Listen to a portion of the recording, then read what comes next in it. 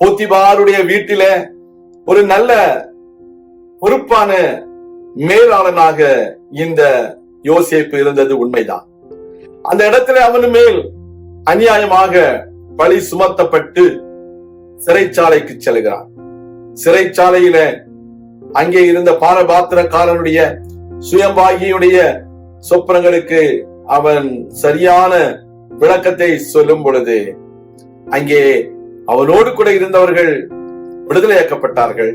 ஆனால் போத்திபாருடைய தண்டனையின் பேரில் தொடர்ந்து சிறைச்சாலையில் காவல் கிடங்கில் இந்த யோசேப்பு தன்னுடைய வாழ்க்கையை நடத்தி கொண்டிருந்தான். இன்றைக்கு உங்க வாழ்க்கையில நீங்க உதவி செய்தவங்க எல்லாம் நல்லா இருப்பாங்க.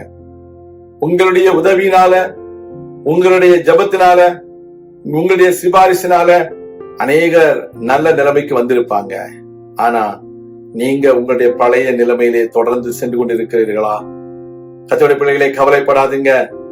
உங்களையும் வரவழைக்க வேண்டிய நாள் சீக்கிரமாக இருக்கிறது.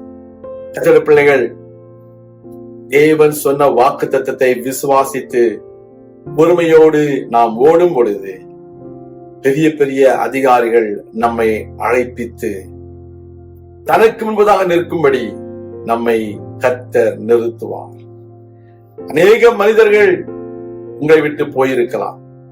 நீங்கள் ஏன் எனக்கு இன்னும் ஒரு விடிவு காலம் வரவில்லை, ஏன் என்னுடைய வாழ்க்கையில் பட்ட பாடுகள் தொடர்ச்சியாக வந்து கொண்டே இருக்கின்றது என்று நீங்கள் நினைத்துக் கொள்ளலாம்.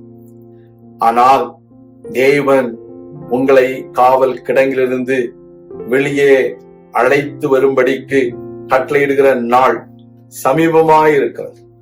இன்றைக்கு நீங்களும் நானும் கர்த்தருடைய பிள்ளைகளாக இருப்பதனால நமக்கு ஏற்படுகிறதான இன்னல்கள் மத்தியில கர்த்தர் நம்மை காவல் கிடங்கிலிருந்து வெளியே கொண்டு வந்து ஒரு புதிய அத்தியாயத்தை ஆரம்பிப்பதற்கென்று நம்மை தயார்படுத்தும் வண்ணத்திலே புதிய அடையாளத்தை கொடுக்கிறார், புதிய ஆடையை கொடுக்கிறார், புதிய வஸ்திரத்தை கொடுக்கிறார்.